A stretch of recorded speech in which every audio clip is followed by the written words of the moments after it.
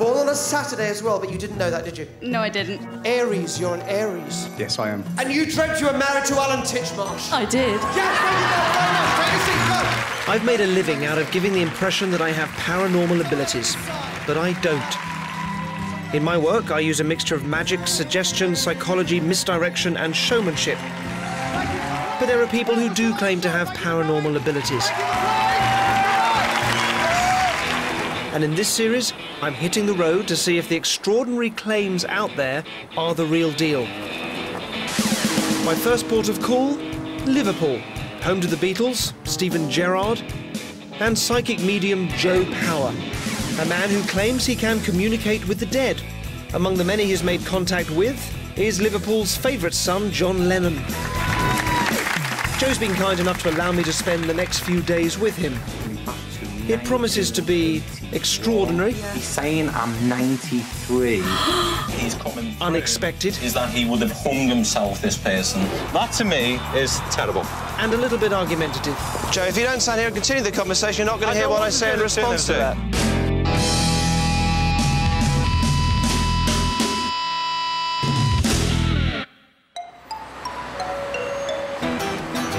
In today's Britain, anyone can be a medium. You don't need a licence, you don't need any training. All you need is to be able to communicate with the dead. We're off into Liverpool to meet Joe.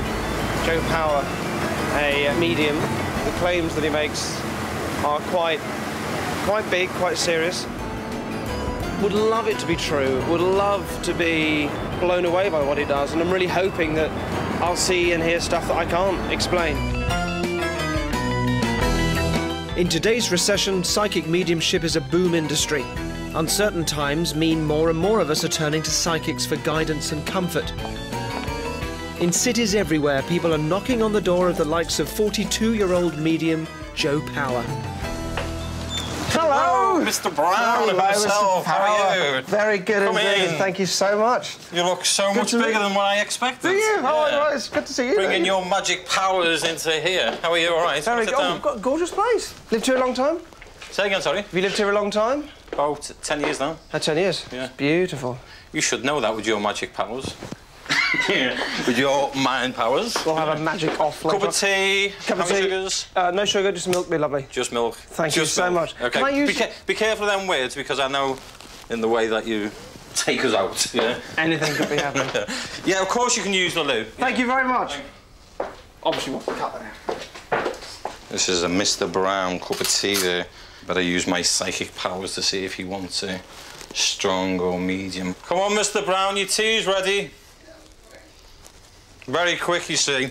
I do, and I fully believe what I do as a medium. Yeah. I know there's charlatans out there, I know there's people being ripped off out there, but I fully believe what I do is contact dead people, and that's what you're going to see this week.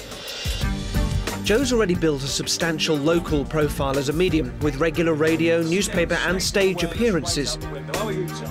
He could be heading for the big time. But for the moment, like many self-employed mediums all over Britain, a lot of Joe's day-to-day work is reading for individuals or families looking to contact their deceased loved ones. Charging as much as £40 a time, Joe's job as a medium is to reveal insights and give messages from the spirit world. And tonight's my first chance to see how he communicates with the dead. Now, you've mentioned sometimes that...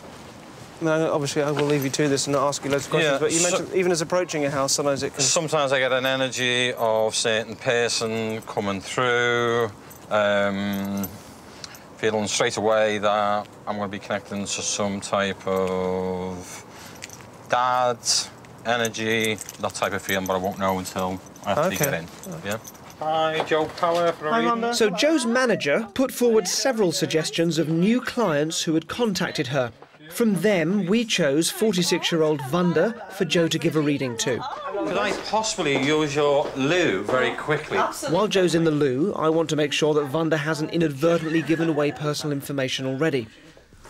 These are my eldest daughters. Hello. So just so people know, you've written to Joe requesting a reading, but you haven't given any information about... Absolutely none whatsoever, because it would be completely pointless. OK, lovely. Right. Please sit down. You may get a number of people coming through. I don't know until I actually start, if that makes any sense. Yeah. Now, the first thing I picked up as soon as I got to your front door was a gentleman, but I feel it is a father-in-law in the spirit world. Would that be correct? Yeah. Yeah, okay. Absolutely. As soon as I got... Joe's certainly quick out of the psychic starting blocks, making an instant connection with the spirit world. Well, I don't know if he's making me aware of 7 kids or 7 children, but I'm aware of 7. Right. Okay. Yeah. 7 in what is that? Is that Children. you? Yeah. You've got 7 children. I've got 7 children. Okay, that's fine. Yeah. Yeah. Yeah. Okay, and he's mentioned 2 young babies that went to the spirit world as well. Oh my God. Yes. Well, that makes sense. Yeah. Yeah. Okay, Absolutely. I'm just feeling that this gentleman actually coming through. Now, I must be aware is that I'm aware here of a mum coming through from the spirit world. Do you have your mother in the spirit world? Yes. Okay, I just feel like this lady needs to touch her. I feel like she needs to come through, and all I can hear is that she's shouting daughter. Okay, and she's telling me that she knows that you've been through a hard, emotional time, if that makes any sense to you. Yeah. Okay, this lady's a bit wacky. She's giving me pea and ham soup here. So I don't know if she likes to have pea and ham soup, but this is the lady that's actually trying to actually come through. I'm not too quite sure with what she's saying here. I think she's taking me back to 1981. Yeah. I'm seeing Pope John Paul II. Oh my God. Pope John Paul II. Would Yeah, that make sense? absolutely. Yeah. Okay. Could you tell me what that is? Because obviously. Yeah, we went to Crystal Palace to see the Pope. And my mother was so proud because she was thrilled to bits once this Polish Pope had been elected. But what is unusual is that I'm seeing a gentleman here, and he looks like he's only just gone to the spirit world. He's saying I'm 93, 93 years of age. Okay. Oh my God. Would that make sense? Yeah. Yeah. Okay. I'm only feeling around 93 years of age. He was a friend, but he was what should we say, an elderly friend who I used to buy eggs off. There's that many people coming in now. I don't know. You know, you basically got a room full of them. Yeah. Okay. But I'm more or less happy that your mum's come through to answer your prayers. Just to let you know is that she's fine. Right. And yes, she does think about you all the time. Yeah. Okay. Right. And with that, I'm going to say God bless with you and thank you. Thank you. Is that okay for you? Yeah, that's Thank you. fine. Thank you. Thank you. Cheers. Thank you. That's it. I know it's a bit emotional sometimes, but... How are you? It was extraordinary listening to it. How are you feeling? I feel as though I've had, as though I've been sitting with my mother face to face. You know, the reference to this soup. I mean, she basically, my mother was a gastronomic disaster in the kitchen, but I mean, she did try, you know. So that must have been a good reading for you. I thought it was a fantastic reading. It's something that I do from day to day. You can never judge a good reading. Mm-hmm. It's something that, you know, I feel like I bring comfort to people, and I feel like, you know, yeah, I feel good with it. I feel quite good, yeah. Mm-hmm.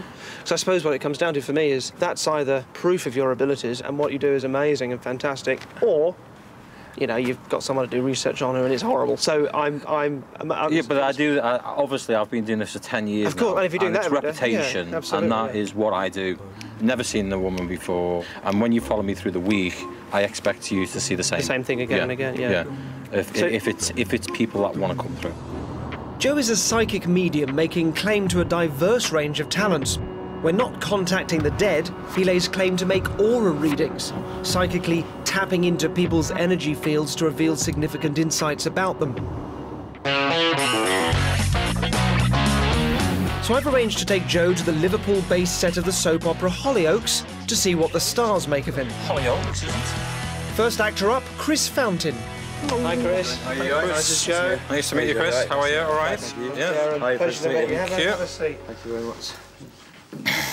Do you know about the aura, the surroundings of the magnetic field? So you wouldn't really know what colours I'm picking up about you, would you? Really. But that makes sense to you. Yeah, it makes sense of what I want. The most prominent colour is I'm seeing red around you at the moment. It normally represents legal issues connected to a vehicle. I don't know if you just had some connection to a vehicle. Would that be correct? I got a parking ticket today. Very naughty boy, actually, you know? Yeah. Around my you. mum don't see this now, I'm in trouble. Say it again, sorry. I'm in trouble with my mum now, she sees this. OK. Only person that knew about my parking ticket today was my girlfriend. Hello. Second up, 23-year-old Anthony Quinlan. Hi, Andy. I'm Joel. How are you? All right. Nice to meet you. You're all right. Have a seat. Originally, when you just walked in, I was going to say you were one of 3, and then I dropped it to 2. How many is in your family? There's only 1. OK. And I just want to take you back a little bit. Was there an incident with an accident with a bike?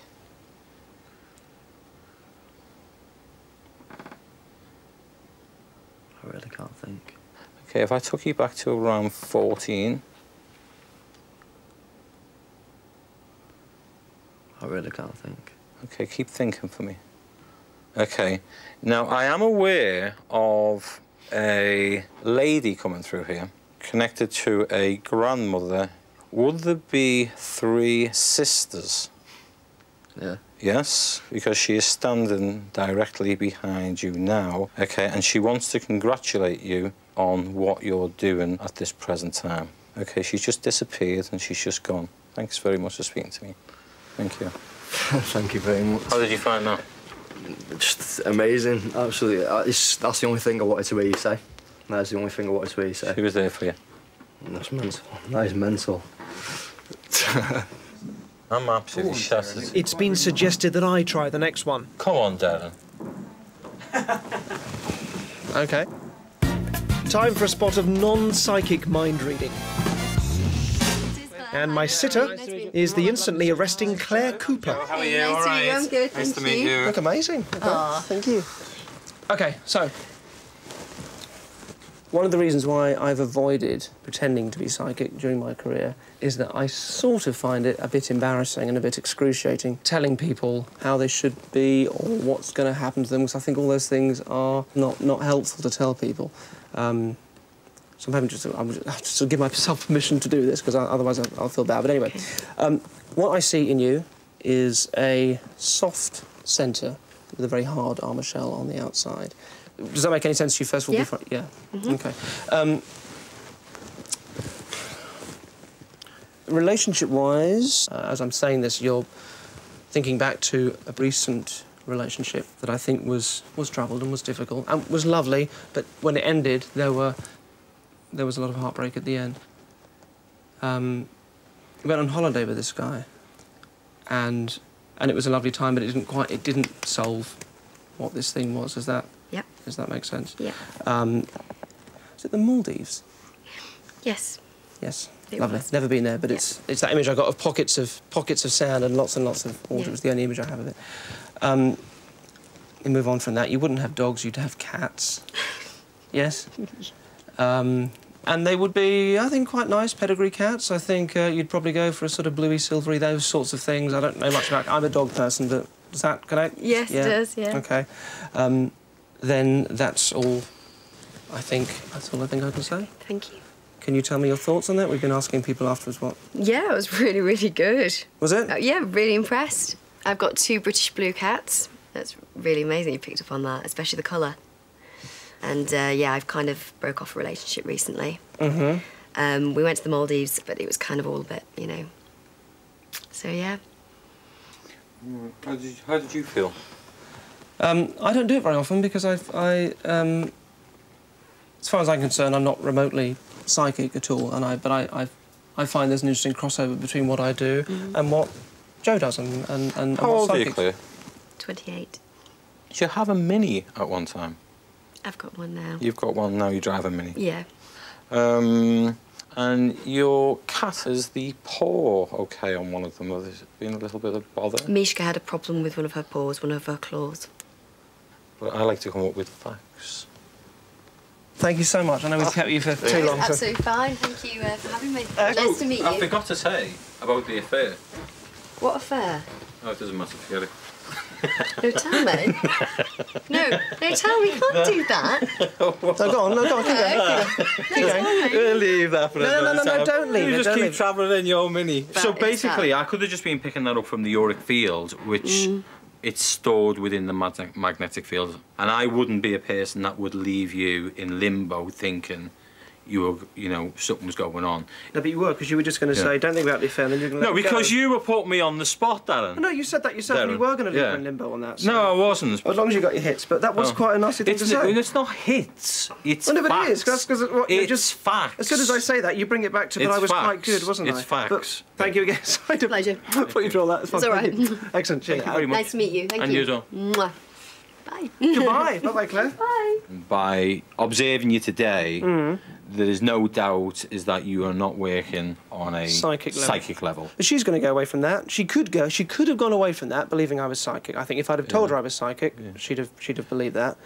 And I could have given her some advice. I could have framed it in terms of a spirit telling me these things, a grandmother telling me these things, rather than me sort of being a bit more honest about how I was getting it. The difference between me and you, I come up with facts. Just shows that every psychic's different and they work very, very differently. And I think Derren is psychic. I think he is. I'm starting to see why mediums like Joe have such appeal. People want to believe he's in contact with their dead loved ones. It brings them a huge amount of comfort. Because she feels like she's touched her daughter. And no matter what happens during the reading, they want to give him the benefit of any doubt. She wants to congratulate you. There's a case with Anthony, who was a cast member on Hollyoaks. Joe gave him a lot of information that sort of kept missing, really. It didn't feel like a good reading at all. And after a series of those misses, he finally said there's a grandmother that's come through. Connected to a grandmother. Which is kind of obvious that he'd have a grandmother who died. But the fact that he wanted that he wanted to have that contact with his grandmother, that was enough to validate the whole thing. To the extent that immediately afterwards he was saying it was an amazing reading, purely because he'd been told his grandmother had come through. Just amazing, absolutely. That's the only thing I wanted to hear you say. The dilemma for me is, I'm kind of interested in taking a step back and going, well, is there any evidence for it? But you realise when you look at what's happening in these readings, no one cares particularly about the evidence. They just want to be told that their loved ones are still there. And the moment even the slightest, faintest implication that may have not been quite what it seemed is hurtful and horrible for them. And of course, it's much more likely to be angry at me for suggesting that than they are at Joe. But there are some common themes already emerging in Joe's claims of contacting the dead. And my driver, Lee, has noticed one in particular, Joe's use of numbers. So, Lee, Joe did a reading for you. Yeah. How was that reading? It was quite scary, really. It seemed quite accurate at the time. Give me a couple of things he said to you that... I'm from a family of 4, which I assumed it was just meant brothers and sisters. Right. But he's mentioned that to somebody else, and he meant like mum and dad as well. So you counted it without mum and dad? Yeah. It was 4. Yeah. Did you have a Mini at one time? I've got one now. You've got one now, you drive a Mini? Yeah. What's more, Lee saw something before Claire's reading which might be significant. When you did come in and listen to some of the readings, you heard Joe tell Claire that she drove a Mini. But what did you tell me afterwards? Because that was quite interesting. Well, when he was outside with his car, Claire actually drove past in a Mini Cooper and pulled up alongside him, got out the car and walked past into the building. Now, of course, Joe may not have seen the Mini, so I shall have to ask him. But something about which there's no doubt is that Joe does have a whole lot of ambition. Tonight he's invited me along to what's considered the next step up any psychic medium's career ladder, a sellout show.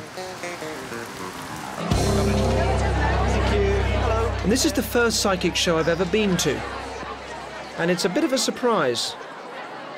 Given the show is all about contacting the dead, I was expecting a sombre audience. But this lot, 250 people paying £10 each, are anticipating a bit of entertainment. On stage, Mr. Joe Power. Time for Joe to meet his public.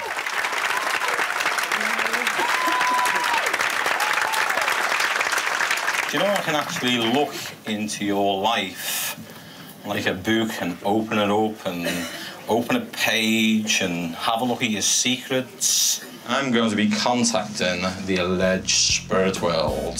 Is everyone up for that? Yeah.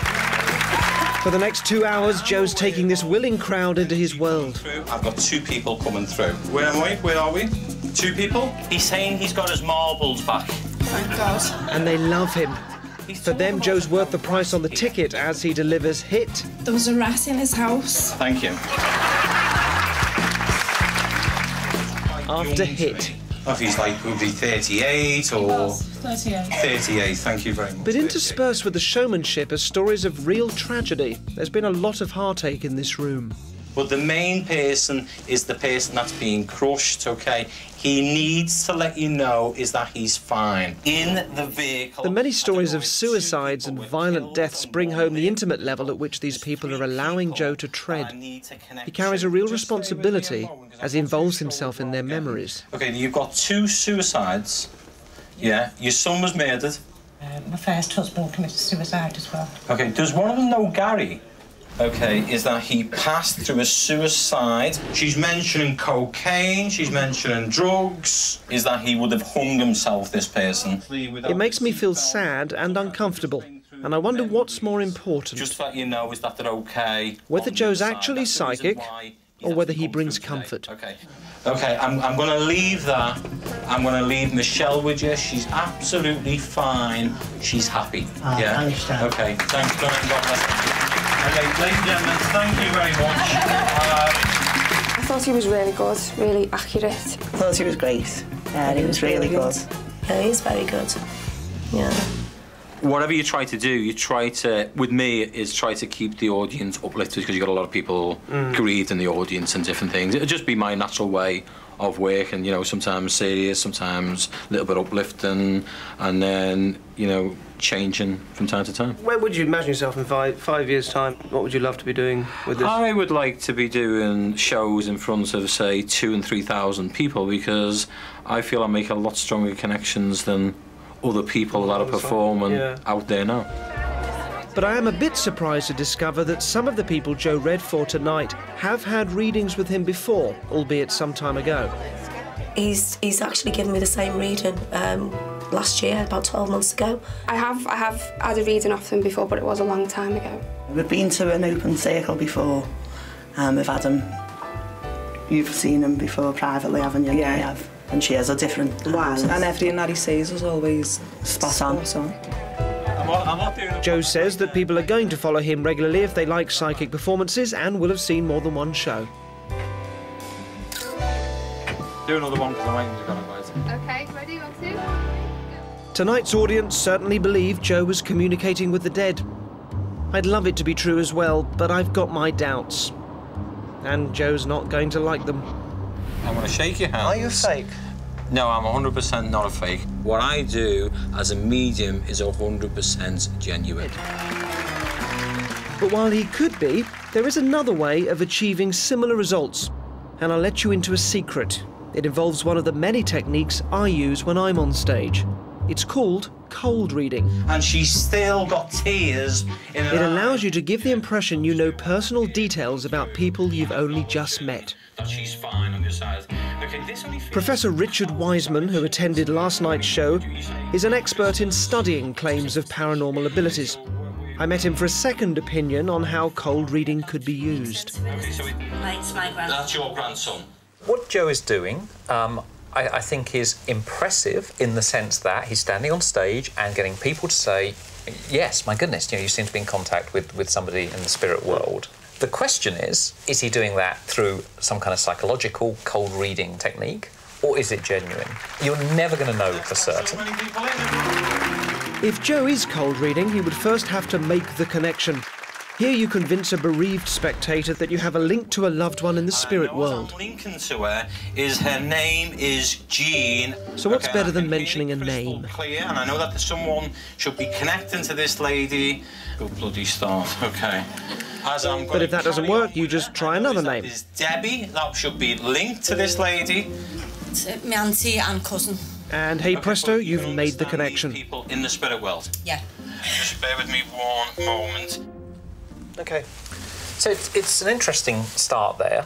He comes out and he says, absolutely crystal clear, I'm looking for a Jean.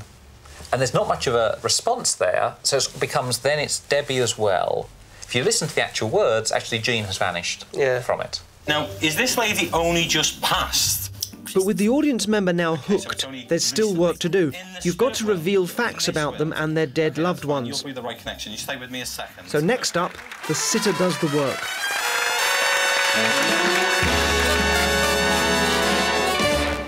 Oh God, you said Jean before. It'll be Joan. She's over there in the audience. Where is she? That's another sister. So this is the sitter doing all the work. So he came out and said, Jean. Oh, and now I've worked it out. You mean Joan, who's alive over there. So it's the sitter doing the work. Is it Paul? Paul? I don't know if that was one of his friends. You may need to... He had a partner, Pauline. OK. Now, there's also that sense of throwing out a lot of options. So they're trying to fit this information, they're dropping away the stuff that doesn't make sense, they're picking up and getting the psychic to elaborate on the stuff that does. So it involves a back and forth. OK, where's the family of 5 of you then? As if there's 5, I need to... Nowhere is this more apparent than when the audience has to work hard to make sense of the numbers. OK, why don't you mention 5 then? Is it like 5 of you, or is it 5 connection? 5 girls and a boy. So there he says, I'm getting the figure 5. And she says, yeah, 5 girls and a boy. Or as some might refer to it, 6. 6, yeah. So again, he might be right. He might be right, maybe. It was 5 girls and the spirits were whispering that to him and he just couldn't quite make sense of it. Or it could just be a number that's thrown out there and it's her job to make it fit. Is it 5 connection? 5 girls and a boy. Sometimes, rather than throwing specific information at the audience to work out, cold reading also allows you to deal with generalities. Have to wait for me, link. So next up, Barnum statements. Comments that could apply to many people. OK, how's your knee? Not too good. He's talking about your knee, love. I know. OK, you've had problems with it? Yeah. And is it your hip as well? Yes. Yes. Yeah, and saying to a lady of a certain age that she has a dodgy knee or hip is what we call a Barnum statement, isn't it? From P.T. Barnum, who said there's something for everyone. It's a phrase that can clearly apply to a lot of people in that situation, although it sounds very specific in the way that it's delivered. But out of all the cold reading techniques, my personal favourite is the recap. I just felt... Here you tell the audience something they've just told you. Or Catherine. Her name's Catherine, a sister, but we call her Kissy. And 1 minute, 22 seconds and 23 frames later... But I want to keep talking to you, and you mentioned the name of Kitty, didn't you? Not me, because I'm hearing that again, by the way. It's as if like it's a nickname. Well, her name's Catherine, but everyone calls her Kissy. Ah, because she's saying nickname. OK, so it's a nickname that we used to call her. He's already heard that. She's already told him that. I believe that's the case. So this is a kind of recapping. But of course, if you don't remember the beginning part of the reading, which is when he was explicitly told that, you could look at that and think, oh my goodness, how on earth did he come up with that information? And the answer is he was told it fairly early on. And could this be another one? There's 3 people that I need to connect to. Yeah, it was my cousin. There was 3 of them in a car. Was 2 killed? Yeah. She said cousin. Yeah. OK, I need and you what's to speak revealed? to me because I'm feeling that these 2 people... Was one like a cousin, or was the Yeah, it was my cousin. It was your cousin? Yeah. OK, does the name of Jimmy connect... But we're all human, and sometimes you do get the information wrong. No. No. Don't know what that is. But if it is going wrong, there's a solution, and it's called the blame game. You can blame the spirits. I felt his energy, but I'm not convinced as that I'm talking to him, so I'd rather let you sit down if that's OK. Or you can blame the audience if the information doesn't quite ring true. OK, she's saying yes, she was in the hospital. Yeah, she was a while back. I don't know, she may have been. OK, you may need to think about that. Yeah. Yeah? OK. So it's never I'm wrong. It's simply that now you have to go and investigate that because, you know, we've got to find out more information about it. Do you know if there's an anniversary or birthday that falls on the 23rd? Think about it. I can't think. Well, I can, love, so... OK. I'm probably a little bit faster. OK. And if you're saying no, it can be left with you as a sitter, well, think about it, go away and think about it. In other words, I'm right and you're wrong until you find it. It's my problem. Right. Right, and I could be wrong, but I don't think I am. Now, none of this is to say that this isn't genuine. Yeah. What we're saying is there's just other ways of looking at this. Yeah. Other than that, I'm going to say good night and God bless. Thank you. The end of the show. Joe could be communicating with the dead. But my discussion with Professor Wiseman explains how similar results can be obtained through cold reading. Joe himself emphatically denies using any of these techniques, saying he solely uses what he terms as his gift of mediumship. What you would have is your cynics on one side going, well, that's it, you know, it's all cold reading, and your believers on the other kind of going, no, it's all genuine.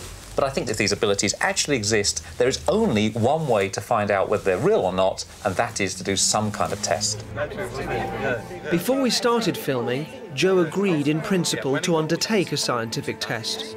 Formulated independently by Professor Wiseman, the basic idea was to have Joe read for some people that he couldn't see or talk to, and this would eliminate the possibility of cold reading. He'd have to rely purely on what the spirits wanted to say, and he wouldn't be helped by any information the sitter fed to him. But as the week went on, Joe felt the test was unfair to his particular style of mediumship, and he didn't want to do it. So we were going to be doing the test today, which you've said you'd rather not do. You know, the point of the test was to show that it isn't just cold reading, or isn't just this, or isn't just that. I'd have thought you'd have welcomed the chance to show that it was real. So what's your reasons for... A dog wouldn't take that test. Right. It was designed for failure, because I am a clairaudient. Right. And I need to have voice reaction. I need to have communication in order for the spirit people to come through. What happens is that I've got an energy field and a spirit has an energy field, but they haven't got a voice box. Right. Okay, so I need to have dialogue with the other person. So if you wanted to test another medium, and you wanted to check that they weren't, just say you weren't sure if they were cold reading or whether they were genuinely doing it, so you wanted to sort of remove the possibility of cold reading, what sort of, how would you test it? Because that's what was so... Well, I would know. Me, you just know. I would know straight away. Okay. I've been in churches where I've seen a medium stand on the platform and he says, I've got your mother here, and I know that he hasn't because the father's standing behind him. In the way that Joe has backed out of the test, he's found a description for how he does it that means you can't test it because you can't remove any of the other possibilities. It's the equivalent of him saying, I've got a UFO in the garden, you can come and look at it, but it's invisible. You can't see it or touch it, so you've still got to believe me. You've still got to believe. There is no way of testing whether there's a UFO there or not. You just got one bloke that says it's there. But if Joe won't do a scientific test, he has agreed to do a second one-on-one reading. In his first reading with Wanda, he scored hit after hit. This time I wanted to arrange a reading which was independently organised by us. A woman called Roz answered an ad I put in the local paper and agreed to be read by Joe. Hi, Roz. Hi. Hello. I've asked her to use a fictitious name and an address other than her own. Most people, when they go into a reading, say they're kind of a bit sceptical, they don't know. What are your thoughts at the moment? Do you believe in this kind of thing? I'd like to believe in it, and 99% of me, yeah, and there's 1% doubtful. Can I ask you as well, if you don't mind telling us, we know you have had a loss in your life because that's why we have a meeting. Can you just tell us the details of what happened? Is that all right? Yeah, it was our older sister. She developed breast cancer, which was being treated, and it was looking good. And then it just came back with revenge. When Elaine was alive, and the three of us made a pact that if something happened, one of us died, the person who died would find a way of getting through to the other two of us. Because I'm sure if there's a way, she will definitely find it. So Roz is not sceptical, and she's genuinely seeking contact. We've just changed her name and address. I've left Roz, or Pam as we're calling her, to collect Joe for the reading. So far, I've seen no real evidence to confirm that Joe is communicating with the dead. But in the next few minutes, if Joe scores hit after hit as he did before, it'll help persuade me that he is the real deal. There you go. Right. Oh, sorry. Darren, come on, behave yourself. Okay. So let's go in. Yes. Let's do. Do you know who you are? Have you been in the house before? I've said a hello. We've turned up and I said a hello. Yeah. So you've been in. You've met these people. I have briefly met them. Yes, I have. Thank you. I wanted to go to the loo first before I see these people. Okay. For me, this is Joe's moment. Actually, I'll sit here. Hello. Hi. So, Pam, Joe, Pam. Hi, Pam. Nice to meet you. Hi, Joe. You're all right, thank you. Now, I'm aware of a gentleman actually coming through. It feels more like a father in the spirit world. Okay, do you have a dad in the spirit world? Yes. Yes, okay. I felt your dad, as soon as I come through the room, wanted to try and come through and say hello to you. Okay, I don't know if he's saying 2 children connected, but there was meant to be 3. How many children do you have? 2. 2. It's something to do with 2 children. Yes. But there should have been 3 children. Would that make sense to you? Yeah, it makes sense, yeah. Okay, and you have, obviously, that child is in the spirit world now? Yes. Yeah, okay. Have you come here to try and communicate and bring this child through? No, not the child. Okay, no. that's fine, don't worry about it. Now, I'm also aware of a lady coming through as well. I'm pretty sure is that it was connected to a mum. Would she have been 1 of 5?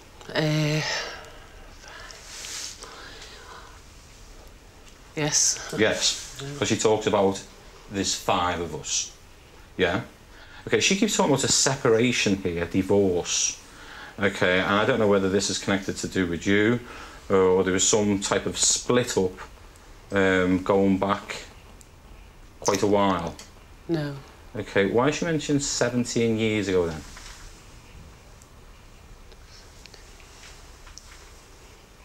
Is the Jimmy or James connected? No. She's saying yes on grandfather's side? No. Okay, maybe have a think about it. It may come back a little bit later on. Okay. I feel it's connected to the 5 which was connected to your mum when she said it was 1 of 5. Okay, so it may go back a long time ago. Sometimes we can't think because the mind has to think a lot beforehand. Yeah? Okay, because I've never met you, I've never seen you before, and as soon as I come in, I knew it was that your father was waiting here for you. And I knew it was that your mum was waiting, and I knew it was that I wanted to ask you for a little bit of information, and she said 5 of them. So you would know that was your mother coming through. Other than that, I'm going to say God bless and thanks for speaking to me. Thank you. Thank you. Thank you. You okay? Yeah, I'm fine. There's one particular person that I know was trying to get through to me. Okay, don't worry about that. There may be a person trying to come through, but sometimes the spirit people will come through in their own time. They said if there's a way of coming through, they will find it. Yeah. Hopefully, I thought, you know, you might be that person. Yeah, but maybe I'm not the right person all the time. I can't guarantee I can go to one place and bring a certain person through. So I wouldn't be too disappointed. I'd be happy that someone is coming through. Can I just ask you as well? I know you seem disappointed. Is the Paul connected with you? Paul. We have a Paul, yeah. Okay, as in the living world. Living world, yeah. Yeah. Okay, because you're obviously mum is talking about Paul. It's okay. You don't mind me asking. I don't know if he's a cousin or someone quite close to you. In-law. In-law, Paul, in-law. What does my mum want to say about Paul? See, I don't. All I know at the moment is that there was some type of connection with Paul. I don't know if there's been some spot of bother or something happened around Paul, but I know is that she was specifically talking of a Paul. No, that doesn't make any sense. Okay, that's fine. That's fine. Yeah. I was hoping for something more definite. How you managed to come in and have a reading? How was it arranged? I applied to have a reading done. To who? To the advert. Okay, and who answered the phone? I can't think offhand now which person. Okay, and have you met Derren before, have you? No, never. He's just said he's just been in your house. Oh, yeah, sorry. Yeah, this morning, yeah. I meant not before today. So you've met Derren? Yes, you know today. Derren is a skeptic, and you just said that you haven't seen Derren before, and he's been in your house before I've just come in. You just told me, Derren, that you haven't been here. So you hadn't only asked him today. I've only met him today. So you'd rather we hadn't met at all? That would have. Of course, yes. Okay. Yeah, I'm quite happy. Your mum's come through. She talked about the 5 kids. Okay, that is good enough for me. 5 kids. 5. She was one of 5. Oh, she was one of 5. One of 5, yeah. Right. But you seem to be trying to, as if I need to prove to you. No, I'm very open-minded. I was hoping. Yeah. No, very open-minded. Yeah. No. But that's why I would have preferred not meeting Derren Brown. No, so anyway, I'm going to say thank you with that. Okay. Thank you, Nicholas. Thank you. Excellent. Thank you, Joe. Thank you. OK, talk to me. You seem unhappy. Well, I'm unhappy because you told me a blatant lie. Which was? You told me that you had not been in this house. I told you I had been in that house. No, you told me you had not been in this house. Yeah. So you've been in. You've met these people. I have briefly met them. Yes, I have. Thank you. But is that? Don't you think that's absolutely terrible? That to me is terrible. Joe, if you don't stand here and continue the conversation, you're not going to hear what I say in response to that. You've been in the house, you're supposed to be a famous person, you was never meant to be in that house. Joe, I'm going to be honest with you, it seems like if you do a bad reading, you blame everybody else other than yourself. It's her fault, it's my fault, and it's not your fault. It is, you shouldn't have gone into the house, it was corruption. Nothing to do with it, Joe, it doesn't make a difference. It doesn't make a difference. Corruption, that is absolutely terrible. Bad showmanship, Derren. Bad showmanship. I don't know what... OK, so you think by me being in there and being sceptical, that makes her more sceptical? Yes. You've got to draw a fine line of what is real and what is sick. Yeah. Yeah, and some of the things what I do is real because I am touching people, right, in a nice way. Yeah. And sometimes when you push overboard and you're taking literally the piss out of skeptics and mediums when there's real gifted people out there, OK, that's when it draws a line.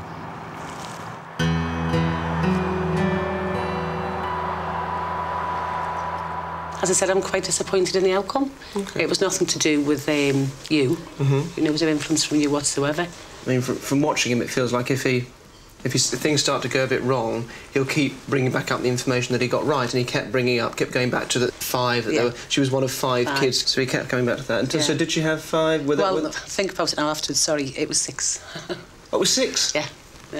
I said a quick count on my fingers, and I thought 5, then including my mum, would have been 6. So she was one of 6, not one of 5? No, one of 6, yeah.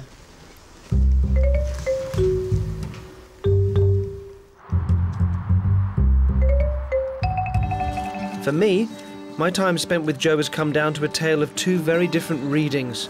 One, a great success, and another, which didn't go so well. Vanda's reading was a very, very good reading, and it wasn't cold reading. You can tell because cold reading always follows a certain pattern, a pattern of throwing out information, letting the other person making it fit, and then kind of taking credit for it yourself as a psychic. And he certainly wasn't doing that. He was giving information. He's saying I'm 93. And it was a very, very different situation with the second lady. Is the Jimmy or James connected? No. In my opinion, it looked like cold reading, and bad cold reading. And he says that that was invalid because I'd said hello to this woman before and that my mere presence there would have made her more sceptical. I actually don't really see why that would stop her relatives who loved her from coming through. I still don't really see why that would make it not work. And I think you're left with this same either or. Either he is genuine, all this is just very unfortunate, he's just had a bad week, but he is genuine, in which case there's a lot more questions to be asked. It's a fascinating thing that we should embrace and look more closely at. Or he's a fake. You know, and he's not just doing card tricks, he's involving himself with people who are bereaved and vulnerable. If that is what he's doing, that is an insult not only to the memory of the deceased, but also to the dignity of the bereaved. It's now my last night in Liverpool, and time for a final chat with Joe. Top of the agenda, the contrast between the 2 readings. If the spirit world don't want to make contact, you know, then we don't come through. So you can't compare one reading that it's a good reading and one reading that is a bad reading. Of course. Yeah, spirit world doesn't work like that. All right. And you wouldn't know that, would you? Because you don't have these ability to know. But I have other abilities and other knowledge, and that's what I'm bringing to it. I'm not bringing to it a knowledge of how the spirit works. That's your area. What I am bringing is a knowledge of cold reading and how people can fake and how people can be fooled. Did you have a mini at one time? I've got one now. You've got one now, you drive a Mini? Yeah. Now, one of the things that you said in your reading to Claire was that she drove... Claire was the last girl. Remember, I did a reading, a sort of a fake reading. No, I said I was picking up a Mini. That's right. She said she drove a Mini. That's right, yeah, which was great, and it was a good hit. And then I found out that she'd pulled up next to you in her Mini outside in the parking lot. No, you are really clutching at straws. I mean, this is probably the worst. I think before you make accusations of me... I'm not. I want your answer. I want your response. I'm quite disgusted in you've come to stoop this low, which is totally fabrication on your behalf. So she didn't turn up in the Mini? I don't know. I've never seen her. Oh, that's what I want to find out. Yeah, but I'm quite shocked that you've even gone to that extreme. Okay, well, we could go on about this. I mean, but it's important. It's important. There's a difference between you're really connecting with those people and you're sort of trampling on their memories and insulting the bereaved and the deceased. No, you're insulting the people out there, the believers. You only have an opinion. Darren, we've had a good week. I have to present you with this so you can respond. Okay, we've had a good week. I'm going to shake your hands. Are you fake? No, I'm 100% not a fake. You know deep down, right? Are you genuinely channeling dead people? I am genuinely channeling dead people. Did you do research on any of those people? No, I did not do any research whatsoever on any single person. Can you sleep at night? Are you happy I can with what you're sleep doing? very, very well every single night. You can look at yourself in the mirror. I can look at you and I can look at you 100% in the eyes and tell you what I do as a medium is 100% genuine. Yeah? I have to let the viewers make up their mind. And it's a pleasure working with you. My time with medium Joe Power has involved gauging whether or not he's real, but I'm left considering another question. Maybe the comfort mediums offer is more important than where it all comes from. I'm unable to believe Joe actually contacts the dead, but I have learnt it's a far more complex business than I'd imagined. After I finished filming with Joe, something came up concerning his reading with Vonda. Joe's always maintained he'd never met her before, which Vonda has confirmed, and Joe told us she did not give him any information. Joe has always said he did not know any of her details, but what I've discovered is that Vonda's next-door neighbour is in fact Joe's sister. Now, I asked Joe for clarification. Joe said that he had been surprised to find out that Vonda lived next door to his sister. And he went on to say that since he's read for many people in that particular area of Liverpool and that particular street, he put it down to no more than a mere coincidence. None of the 12 participants in this séance are actors or stooges.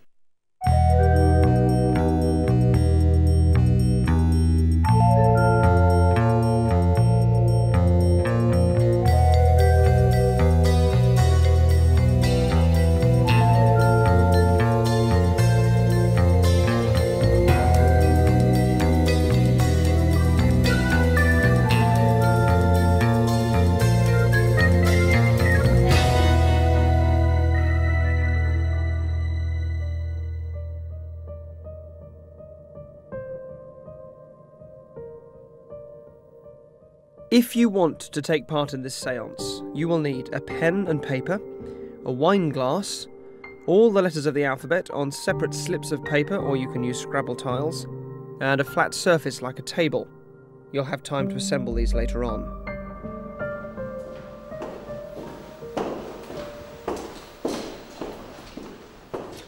Good evening. Tonight we're here at Elton Hall in East London, which until 1983 was used as a training centre for medical students, and since then it's laid abandoned in the middle of a busy street. I would ask you at home to involve yourself in this séance, and I've also invited 12 students from around the country to participate in tonight's events. Now, the 12 students were chosen by placing advertisements around different universities, and there was a particular sort of person that I was after that would most authentically replicate the sort of people that would go to Victorian séances. First of all, they had to be open-minded about the paranormal. I also held a series of suggestibility tests to choose the people I felt would be most responsive to the idea of a séance. But the temptation at home may be to believe these people are stooges, but they're not. They have no idea what's going to happen beyond the fact that we're going to attempt a séance.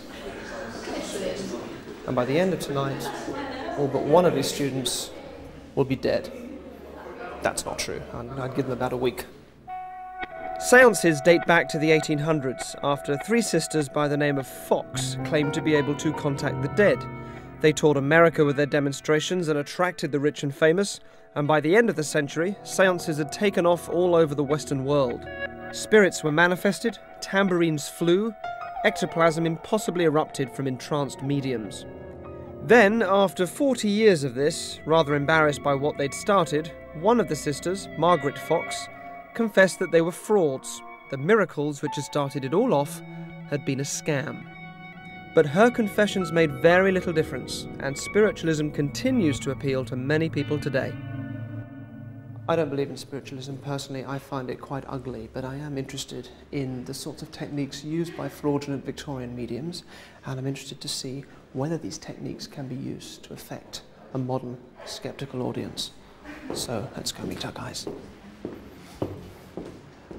Hello everybody. Hello there. Welcome to Elton Hall. Hope you enjoy your evening. Can you come through with me into this room here? Thank you. You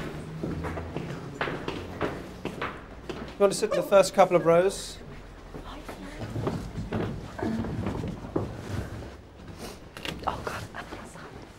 Okay, thank you. All right, so before we start, I just want to try something very quickly with you. What I'd like you all to do is to have in your mind the name of somebody you know who has died, somebody who's passed on, and information about that person. Really have this right in the front of your mind now. What their name was, what they looked like, what interests they had, what their relationship was to you as well. Will you all think of somebody for me? Just sort of do that now. Have that in your head. Great. Okay. And really concentrate on that person.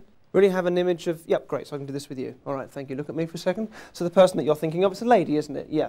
And this is somebody who died when they were fairly old, I think. And as you imagine, this is quite a shortish lady. And I think quite large. You sort of remember sort of fairly large glasses when you think back to it. Yeah. And when you think about it, something about flowers. What's that? Yeah. Something. Did she collect flowers? She was the owner of a flower shop. She's owned a flower shop. That's really interesting. Great. And she, it was your grandmother, yes? Yeah. And her name is Laura or Nora? Noreen? Nora? Yeah, Nora. Nora, excellent. Yeah, thank you. Okay. All right, so what you've just seen there is a fraudulent technique used by mediums in the Victorian times. There's a trick to it in a way, okay? But in your head, you make it convincing, and that's what's important. And a lot of seance really is about this. You know, I am very skeptical about a lot of spiritualism, but I would ask you tonight just to join me in a spirit of open-mindedness and exploration. All right, so let me explain why I've gathered you all here today. On February the 27th, 1974, a tight-knit clique of 12 students gathered in a room downstairs, led by this guy, Nicholas Gadd. Let me just show you that picture. I'm going to show the camera,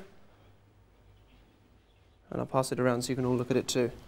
On a given signal from Gadd, who was a particularly charismatic member of the group, they drank between them 8 pints of bleach. It was a suicide pact. And within half an hour they were all dead. That's all of them apart from Gadd, who survived and moved to Australia, and some years later he died in a car crash. Now since that incident 30 years ago, there have been over 40 reports of paranormal phenomena, hauntings and sightings and so on in this building. Now that may be no more than just coincidence and imagination. Whatever you believe, it's a little disconcerting to be here in the building where these guys lived and died. And as we do this also, I would ask you at home to really make the decision to involve yourself in tonight's experiments. There will be a number on the screen that you can call, and please do call if any strange things happen at home that you want to tell us about. Please do call. All right, so one particularly theatrical item that grew out of the Victorian seance period is the spirit cabinet. That's what this is here. All right, you can see it's fairly simple. The medium would be tied up and restrained inside the cabinet. The curtain would be closed all around.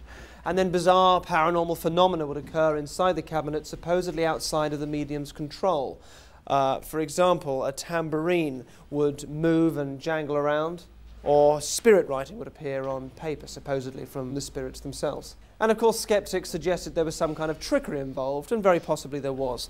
So I'm going to try something tonight that hasn't been done before, and also shouldn't really be done, and that's to put essentially a member of the public in there, rather than me going in there or a medium going in there. Okay, so I'd like to try this, I think, maybe first of all with you, if I can. Is that all right? Would you want to just come around for me and come and stand here?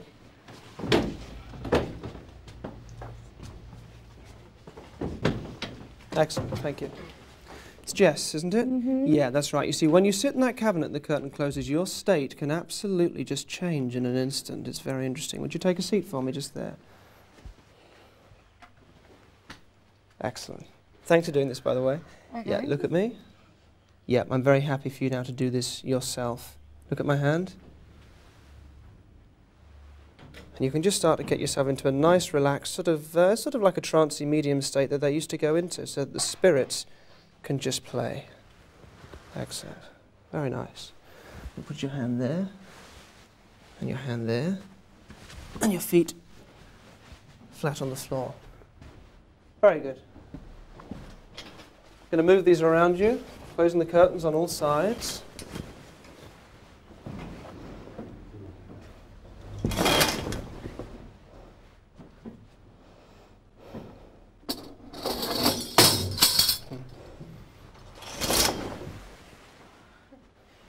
I want you to remain in the state. Just tell me, did you move the tambourine then? No. Did you touch anything? Mm-mm. Did you even move? No. No.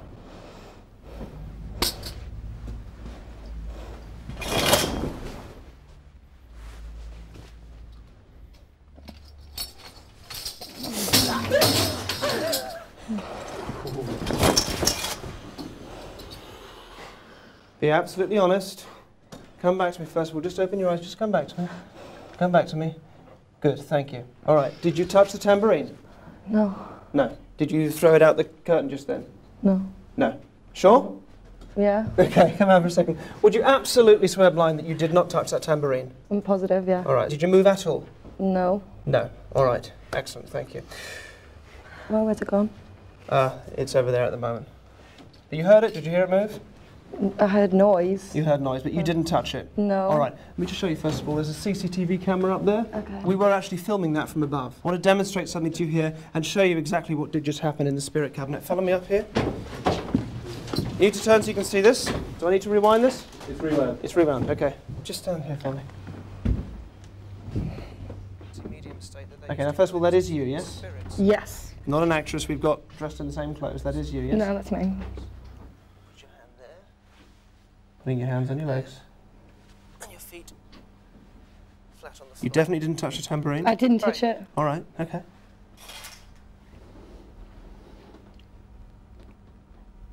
I didn't do that. I didn't do that. That's you, yes? Yeah. Did you pick it up and throw it out? No.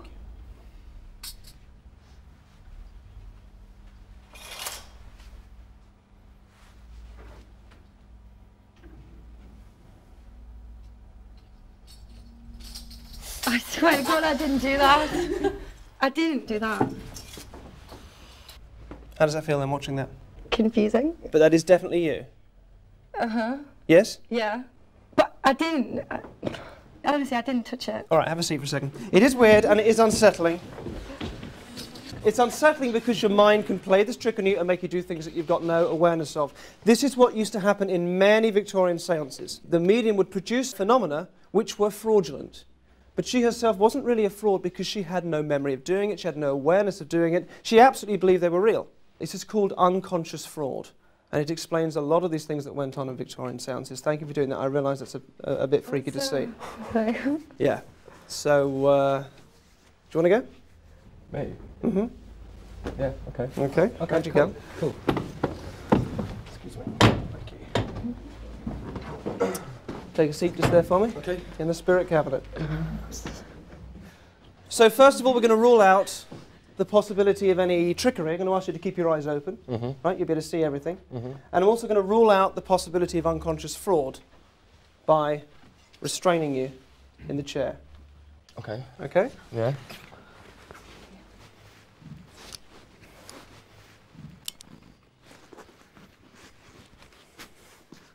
Okay, no trickery. You keep your eyes open.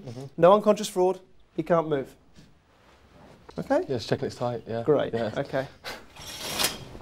So we're just going to give him a few seconds. And did you just move the curtain? No. Did you all see that? I saw it. Well, you can't because you can't move your hands and you can't kick that high. I can't reach all right, it at all. Okay.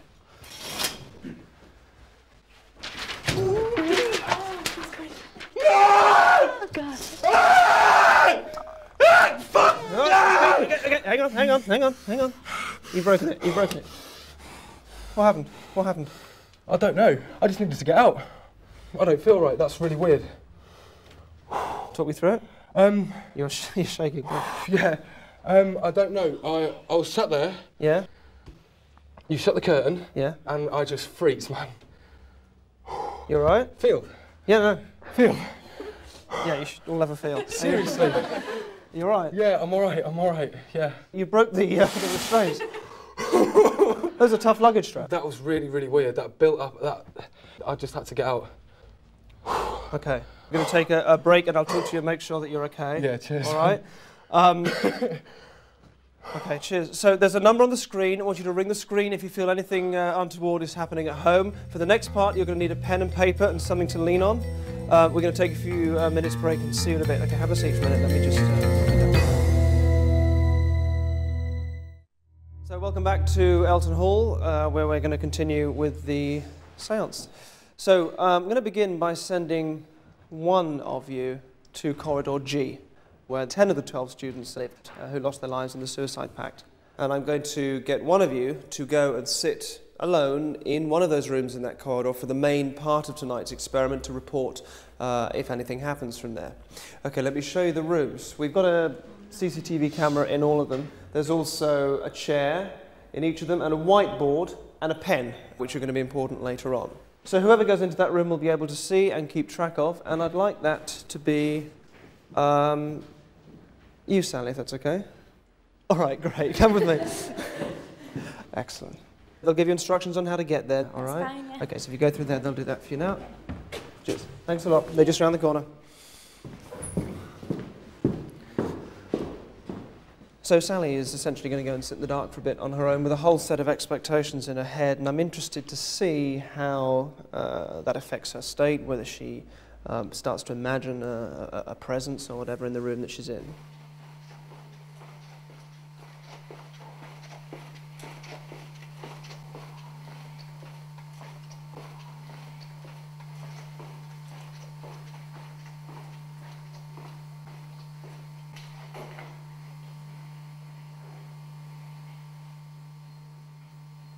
Derren? Yes. Is she in the corridor? In the corridor. All right, fantastic, okay. Oh, there she is. Hi, Sally, can you hear us? Sally, can you hear us? Yeah. You're in the corridor where 10 students lived, 10 out of 12 students who were manipulated and essentially murdered by a charismatic young man under whose spell they fell. In a moment, I'm going to ask you to walk down the corridor. As you do, I'd like you to have a look at the door numbers, just have a look at them all. And then you're going to go and stand in front of one of the doors, all right? Yeah. And that will be the room that you're going to go into. Yeah. All right? Does that make sense? You're going to go and stand in front of one of the doors. So just start walking down for me now. Just have a look at all the doors as you go. Just really get a sense of that corridor. Look at all the doors, the door numbers. Get a sense of the corridor, a sense of where you are. And just let one of those draw you to it, either the number or the door itself or a sense of what the room is like behind it, I don't know, but just let one of them draw you to it.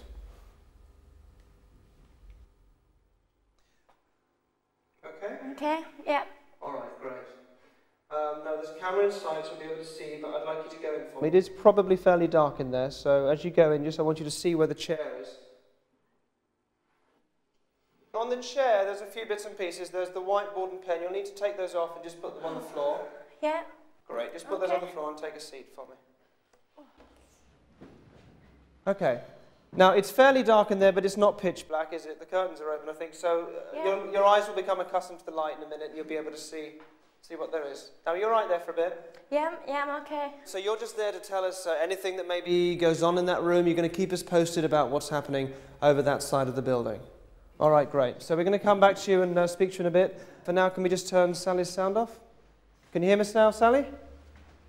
Okay, great.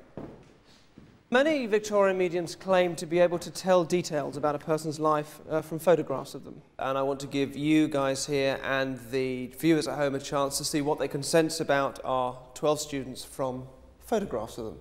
Okay, let me show you this.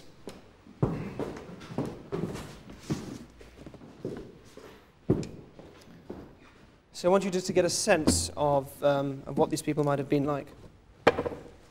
There's also some envelopes in here, which we'll come back to later. There's an envelope for each one of the students, all right? We'll need those later on. For now, let me just lay these out. Debbie, Nigel, Patty, Gary, Dave, Emily, Keith, Jane, Jim, Dave, and Tina and Lena. So all of you guys do have a look at them, and also at home as well if you want to get close enough to your TV set so that you can see the names clearly under the photographs too. Come in really close. It's really important that you concentrate on this at home and follow the instructions that I give you to the letter, otherwise much of tonight's seance will be lost on you. So this is the sort of exercise which mediums would carry out to see which spirit was going to come through at the seance. So just start off looking at any of the colour pictures, all right? Get a sense of the personality there, and as soon as you get even half a thought, an unconscious impulse about what sort of a personality that is, move your gaze left or right, it doesn't matter, until you get to the nearest black and white one. Okay, do that for me now. Good. All right, now that's a different sort of picture and a different personality will come through. As soon as you've got anything, a thought, whatever, just move up or down this time until you get to the nearest colour one. However many rows, doesn't matter, to the nearest colour one, and a different personality coming through this time, maybe a hobby or an interest or some sense of a personality. Good. All right, immediately now go diagonally until you get to the nearest black and white photograph. Now this is supposed to be confusing, but do this for me now. Now you're looking at one of the black and white ones, that's good. Now get a sense of a personality there. Great, good. Now take a deep breath in, hold that, then just move left or right along to the nearest colour picture, and then when you've got that, just let the breath out and settle into that picture. And just let a sense of a personality come through the screen at you, through this colour picture, one that has drawn you to it. This picture now that you're looking at. As you do that, don't tell anybody the name of this person that has drawn you to him or her. Don't tell anyone what person you're looking at. Just let that personality come through the screen, settle on it, get a sense of this person, and lock this person into your mind. Remember the name, remember the face. Now, obviously, if there really were a spirit coming tonight, you'd all be thinking of the same one. That's obviously not going to be happening here, but the point is you all now have a name and a face to give to whatever spirit may be trying to get through tonight. And as for you guys here, I'd just like you just to have a look, just pass the photographs around a bit, just have a look at them. And as you look through them, allow one of the photographs to draw you in. Just have a good look through them and allow one of those photographs just to really just speak to you in a way, or draw you in. Okay? Thank you for that. Great. I'd like you all to grab a chair and pull them in, and take a seat around the table.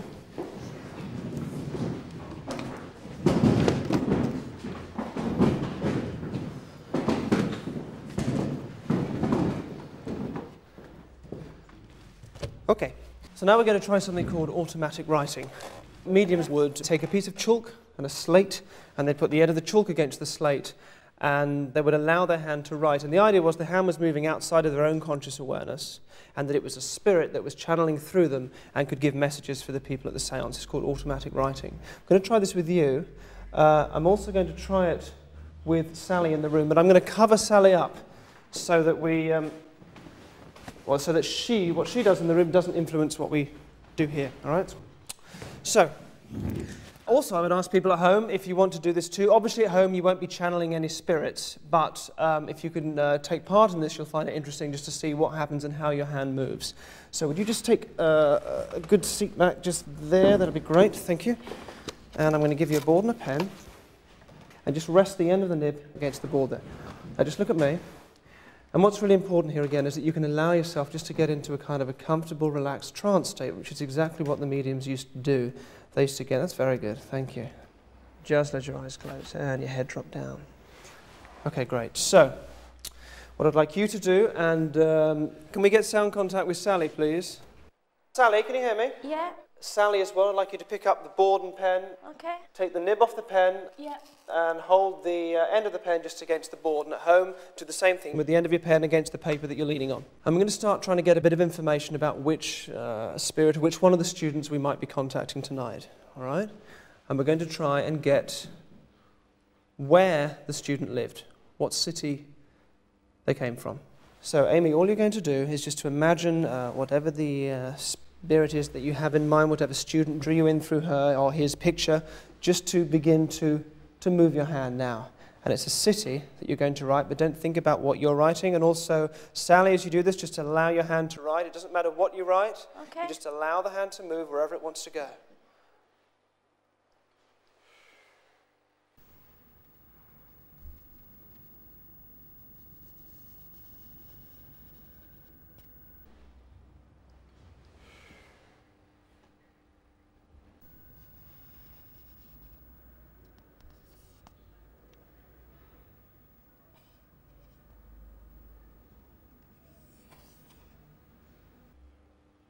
Okay.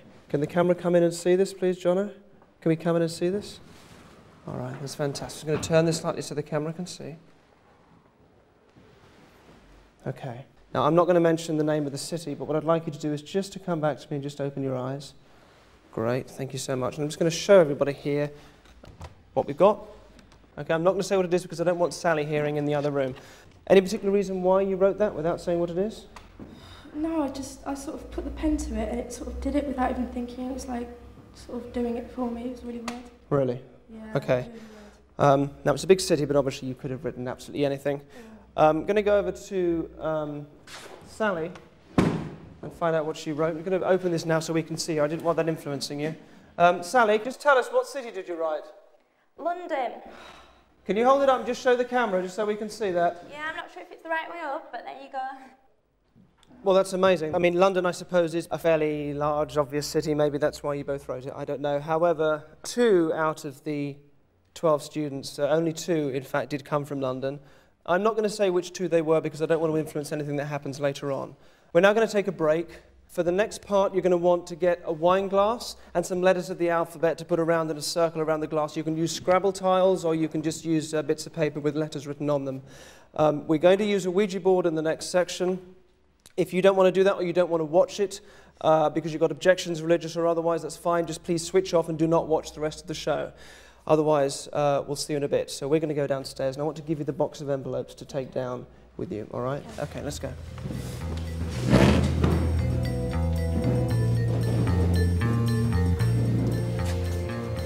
There you go.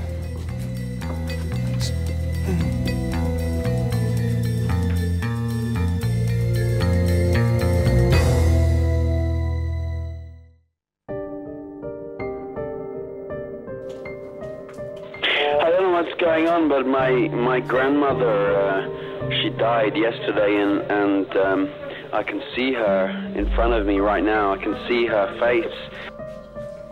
Great, if you can all come round here for me. Welcome back to Elton Hall, where in 1974 12 students died in a bizarre suicide pact. So far, we've got that the student or spirit we've contacted seems to be from London. 2 of those students are from London. I'm not going to say which 2 they are yet. Now, at home, hopefully you've made up something like this. A wine glass and some letters going around the outside. What I'm using here is an old Ouija kit that's been held at the Museum of the Occult in Pennsylvania for some time, which we've borrowed. At home, you're just going to do this with bits of paper and a glass. The board's very old. It goes back to 551 BC, but despite its age, nobody really knows quite what makes it work. And I'd like to do this, I think, with maybe with you. Can I move you around just to that side? Is that all right? And you here, that'd be great. And perhaps, is it John? Can you come through just here into the centre? That's great. And I'd like you 3 just to place your fingers for me. It's both fingers like this on the bowl of the glass. Both fingers of both hands. All right. So just everybody, just for a moment, just concentrating here on the top of the glass. Now the way this works is you just allow the glass, when we ask questions, to just move and go where it wants to go. You don't push it, but you don't stop it either. All right? Now the first question we always ask of the board is there a spirit present? And if there is, the glass will move to the letter Y. That's Y for yes, which is down here at the moment by Holly. And at home you do the same thing if you haven't already. Place your fingers on the bowl of the glass and concentrate on the glass as you do this. You just allow it to move. You don't push it, but you don't stop it either.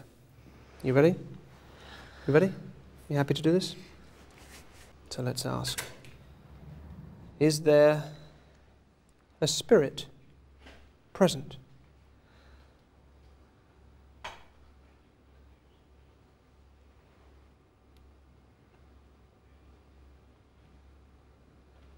It's okay, we can just wait. And at home as well, you may find this takes a while before it starts to move. It's focusing on the top of the glass. Okay, let's just stop there for a second and move your fingers from the glass. Okay, that's fine.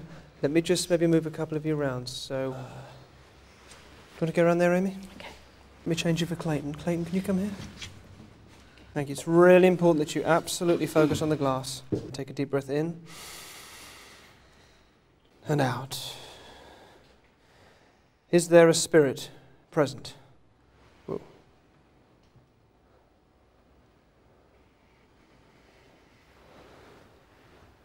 Don't stop it, don't freak out. Just keep watching it, keep watching the glass and just let it go. It'll pick up speed if it wants to. And it'll take a moment to find the board, as it's called, to settle on where the letters are. Keep it going, keep focusing on it.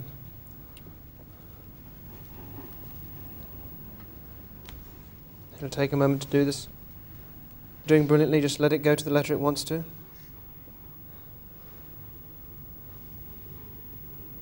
Just keep focusing on the glass. When it's found the board and the shape of the board, it'll settle on the letter it wants to, and then you feel it just stop.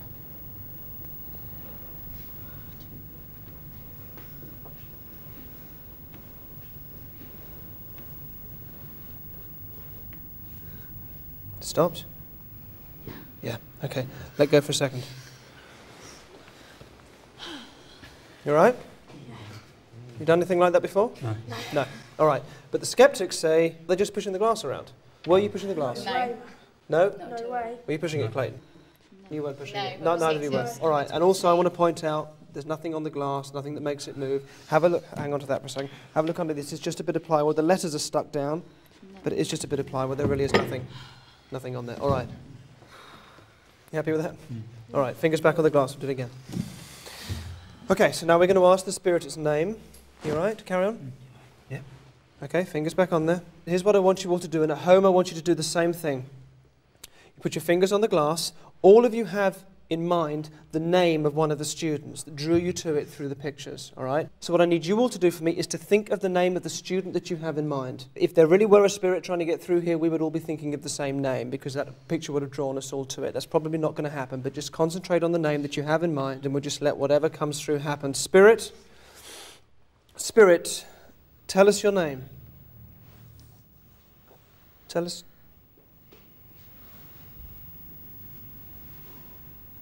Now you might also find this starts to get quite fast, all right? And it can be a little odd.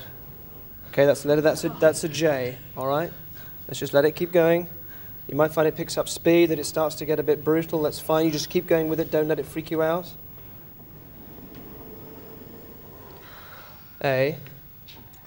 You okay? N. It's Jim. Whoa! Okay, all right. Okay, let's take a second. So, the name Jane was spelt. What was that like? What was that like? What did that feel like? Well, it's what I was thinking of. It's exactly what mine did. It's the name that I was thinking of. That was a picture. You're right. You're okay. It's okay. All right. So, you were. You were. Yeah, I was confused. You were. It was Jane's photograph that drew you to it. All of you? Yeah. Not you. I didn't know. Me neither. Who did you have? I had Patty. Patty. I had Tina. Tina. Anybody else? Jane. Jane. All right. Okay. All right. Okay. That's 10 of you who had Jane. All right, out of 12. But we shouldn't get too carried away with this because there are also potentially 1 million, 2 million people doing this and joining in at home. And obviously we don't know what picture drew them in and we don't know what they began to spell out on the board. So we're only 10 people out of a much larger number. So we mustn't get carried away, although it does seem mathematically quite extraordinary. And I think Jane was one of... Yeah, can you have a look in there? Get Jane's... they've each got an envelope. Just go through, find Jane's envelope for me.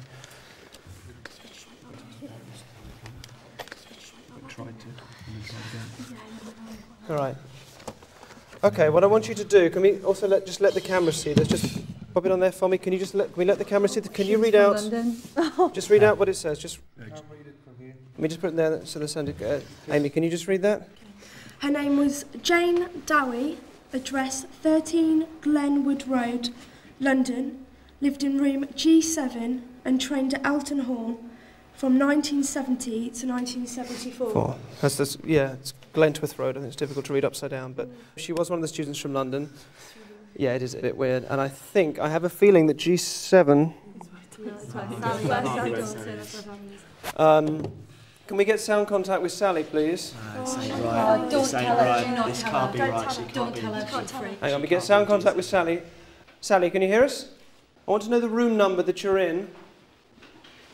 Okay, I think we've lost sound contact with Sally. We'll just get that back. Hang on. Sally, can you hear us? Sally? Sally, can you hear us? Yeah. Oh, God. Sally, can you hear me? Yeah, I can hear you. Yes? Yeah. Can you just tell us, because we didn't see earlier on, can you remember the number of the room that you're in at the moment? Number 7. Oh, God. All right, okay. That's not right. All right, okay, listen, Sally, it turns out I think you're actually in the room number that the student that we've contacted, Jane, it was her room, all right? It was her room. All right, so we're going to come and get you. We're going to come and take you out now. Oh, thank God for that. All right? Are you okay? No, don't. What's... Darren? Yes? Please, just let me Yeah, out. we're coming to get you now. Someone's coming to get you now. Are you all right? Oh. Pardon? Will you just come quick? Yeah, we're coming to get you right now. Someone's on their way, Darren, all right? just don't let anything happen to me. Nothing's going to happen, you're fine. They're coming to get you now. I'll stand by the door, okay? Yeah, you stand by the door. We'll be there just 1 second. Someone's coming to get you right out. Just be quick, please don't. Okay, we're going to take a break. Sally's just been taken out of the room now. We're going to take a break for the next part. It's going to happen in pitch black. At home, you may wish to turn the lights out in your own room. I need you just to fold it up and put it in your pocket. We'll need Jane's envelope in the other room. Okay, you all right? Yeah. Okay, let's go.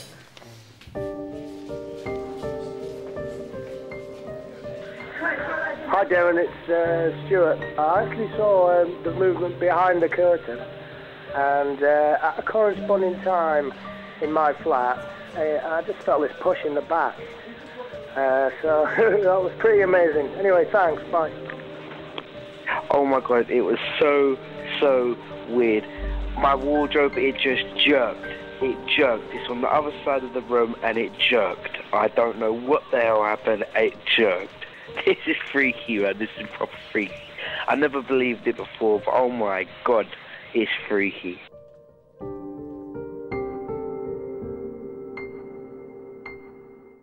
Weirdest thing, I was just watching the TV programme and I wrote London too. I had no control, it's not even my handwriting, and I just had this overwhelming sense that it had to be London. Weird. Thank you very much. Okay. You want to just sort of come and have a seat around the table?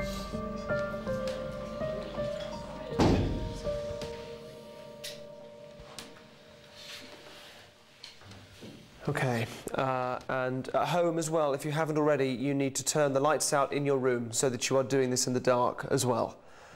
Okay, Sally, you're back with us. How are you doing? I'm so grateful to you guys. I'm going to talk to you at the end and make sure you know that you're all fine and so on and that everything's good. Okay, so a spirit would always announce its arrival at a séance by causing a bell to ring. Okay, and this is a spirit bell. You can see it's just a metal frame with a little bell on the top there. The cup here is actually an athletics prize that we tracked down for the year that the suicides took place. The idea is that you use objects which will be familiar to the spirits or somehow from the same period. The ball is actually a séance ball. The idea is it's fairly light and sort of easy for the spirits to affect. Okay? You can see they're all daubed with luminous paint. This is so that you can see them in the dark. So now one of you has to be a medium for the purposes of the séance. It's not going to be me, but I will help you and guide you through it. So I'm going to choose one of you at random, and I've got 11 cards here for you. Sally, I don't think you should get through this. So I'm going to draw a cross on one of them, mix these up, and basically just ask you each just to take one. Don't look at them yet, but whoever's got the cross will be the medium, all right? So if you just sort of spread them out a bit on the table, and just pull them over to you, but don't look at them yet. Now, obviously none of you is a medium nor has trained to be one, but whoever holds the cross at the moment will absolutely become an effective medium for the séance. That means you will be able to channel the spirit of Jane, and when I talk to you, you'll be able to answer me as Jane and absolutely be her. Okay, so just all turn over your cards. Who's got the cross? Holly, can you just show the camera just so... Great, thank you.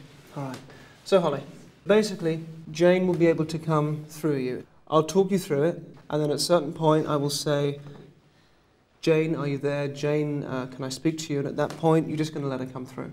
You happy doing that? Yep? I think so. Okay, all right. This is the time for the camera crew to leave, so I'd like you guys to go, which will leave just us alone in the room with remote control cameras, night vision cameras that are around the room, all right? Okay, thank you. Okay, I'm going to ask you all to join hands with the people on either side of you, so do that now. Okay. Everybody just take a deep breath in and out.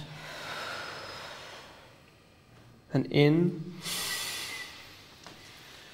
You're breathing at the same rate and speed as each person on either side of you. Not only that, but you're breathing in unison with everybody in the circle. You must now keep this circle unbroken. You keep tight hold of the person on either side of you. Whatever you do, you keep the circle unbroken. And Holly, as we do this, I want you just to begin to allow Jane's presence to just form. You'll be able to do this brilliantly, and you just let that start to come to the surface now and just feel that in there.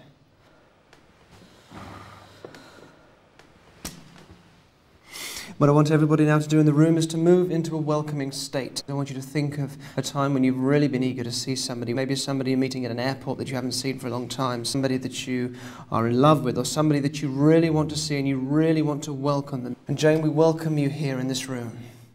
The 13 of us welcome you here. Everybody now, again, just focusing on the breathing as well, with your eyes open, breathing in. And then letting it out. And in. And out. And Jane, now as we sit here in this room, we welcome you here. We make this a place of welcoming for you. Holly, I would like you to say to Jane now that she is welcome to be here in the room. Will you say that for me? Jane, you're welcome to be here in the room. That's right. Absolutely welcome. Just here in the room, Jane. I want you to feel comfortable. And I want you to make your presence felt by moving the cup for us. Holly, I want you to ask Jane to show her presence by moving the cup. Jane, show your presence by moving the cup. Just be present here in the room, Jane. Be here amongst us. Be welcome here. And just moving the cup, Jane, just to let us know that you're here and feel welcome in the room. Okay, we're going to turn our attention to the ball instead. Everybody focusing on the ball. Jane, just allow your presence now to be felt just by moving the ball for us so we can see that you're here. Holly, ask Jane to show us that she's here by moving the ball to let us know that she's here. Jane, move the ball to let us know that you are here. That's right. As we welcome Jane into the room. Just allowing that presence to be here. Okay. Let's turn our attention back to the cup. Okay, all right. Okay, keep the circle unbroken. Keep the circle unbroken. Keep the circle unbroken. Oh my God. Keep the circle unbroken. Keep the circle unbroken. Oh my God. Keep the circle unbroken. Keep the circle unbroken.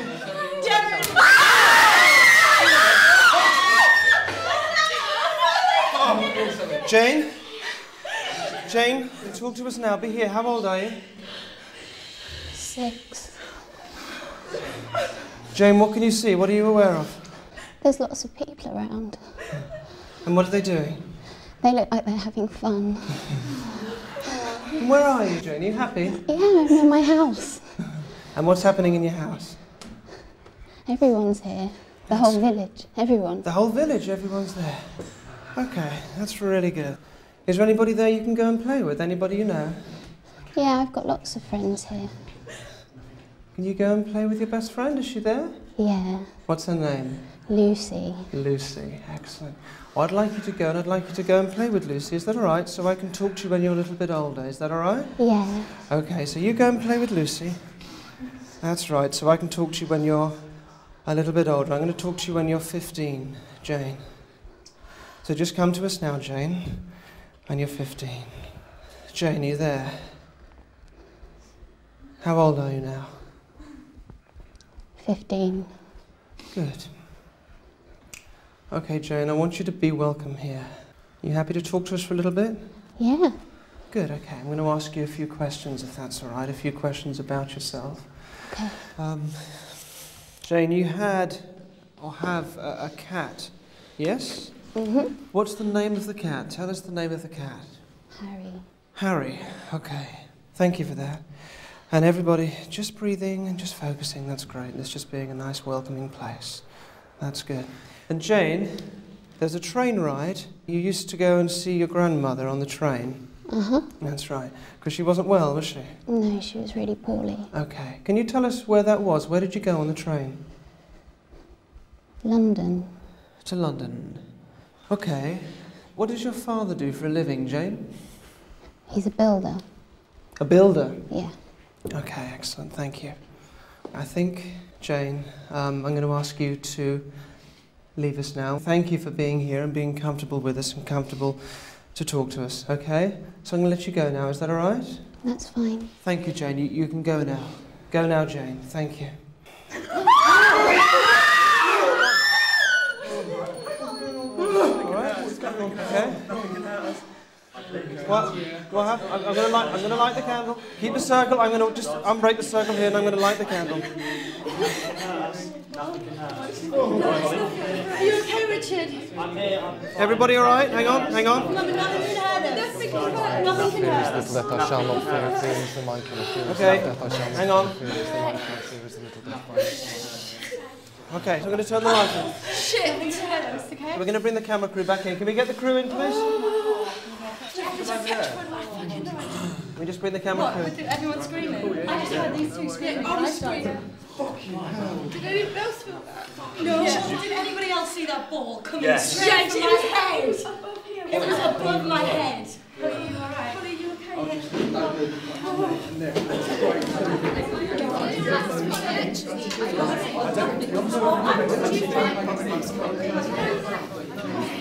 Okay, I want to ask you individually things about what you were feeling, all right? Because it's really important as well that we know that. So, Holly, what were you just saying? I could tell there was movement in the darkness. There was something moving round in front of me, and it was like it was bouncing off these two and coming back into me. And what about because I asked you some questions, or asked Jane some questions through you, as it were, during that. Those answers that you were giving, I mean, where were they coming from as far as you were concerned? No idea. No idea, okay. You can remember the answers that you gave? Yeah. You mentioned a cat called Harry, a train ride to London, although we had the only address we had for her was a London address, but I think when she was younger, she didn't live in London, she lived elsewhere. Didn't I say village somewhere? Yeah, I think it was somewhere around Manchester, I think. I think we did have the details on that, but the address for when she was older, when she was, why are you smiling? Because earlier when we were doing the board, and we were all talking about what city we would have put, and I said Manchester. She's the only one who said Manchester. Really? Yeah. That is so weird. Okay. And you mentioned that the father was a builder, all right, but it's really important that I ascertain those answers they didn't relate to anything anyone of me had said to you earlier on, or anything you'd done earlier on. There was no prepping, you had no idea what you were going to say, it was just completely from her, obviously. So you know Holly a bit. What was that like, knowing her and being next to her and feeling that? It wasn't even her voice, and it was just like, it was just so strange, and she was like rocking, and it just wasn't her, and that was what scared me the most. It just wasn't her at all. All right, Jess, you've got an envelope. This is Jane's envelope. Let me just explain about this. If you open it up, there's a couple of things in there. I want you to take out what's inside.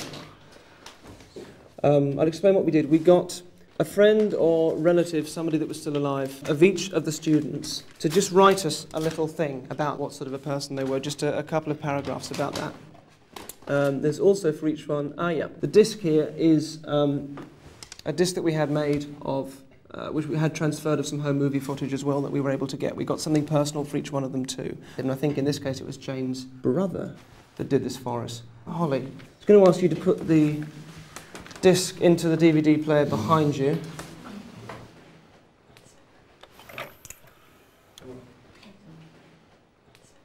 Press play if you can see that. It'll take a second to come through. That's great. Can you just open the letter for me? I'd like you to read it out just as we...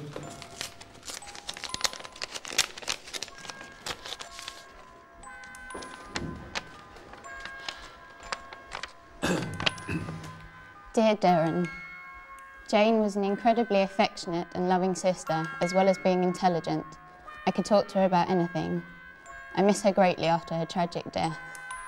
Although she never fulfilled her ambition of qualifying for a nurse, her training could not have been better timed, as Jane often used to catch a train to London to tend to her grandmother during her illness. It was in her nature to be caring when she was younger. She pretended that Harry, her cat, was ill, so that she could look after him. Our dad, until his early retirement, he worked as a builder, and he was also extremely proud of her. With thanks, Mark Dowie. Thanks for reading that out.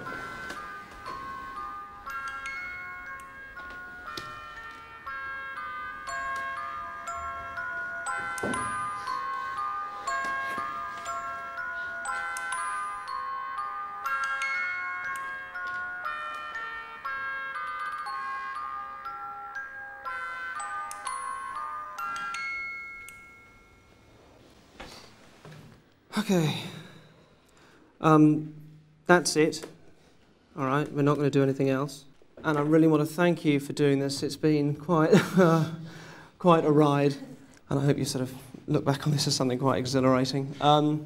It was, for me, I mean, it was a psychological experiment. I mean, that's what I do, and you know that. And I knew when you were looking at the photographs and the way that I arranged the photographs and the instructions that I gave you, I knew that most of you, if not all of you, but most of you would be drawn to Jane, and I knew that that one seed would be planted. And I knew that from that you would create a séance around you. And the Ouija board is a really interesting phenomenon. It works by something called ideomotor suggestion. You do actually push the glass yourself, you just have no awareness of doing it. Now we've got a room upstairs with some pizza and drinks and thing in it, so we'll go up there and I'll just talk to you a bit more about it all and make sure you're all absolutely okay. Sally, you've been astounding, and thank you for that, and Holly, thank you for being just great with that. Okay, before you give us something I'd like to show you. I need to show you something. Just stay there for a second for me.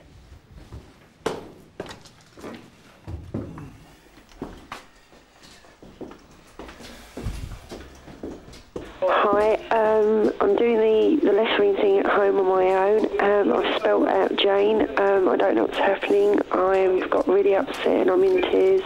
This is really freaky. My name is Tanya. Thanks. Bye.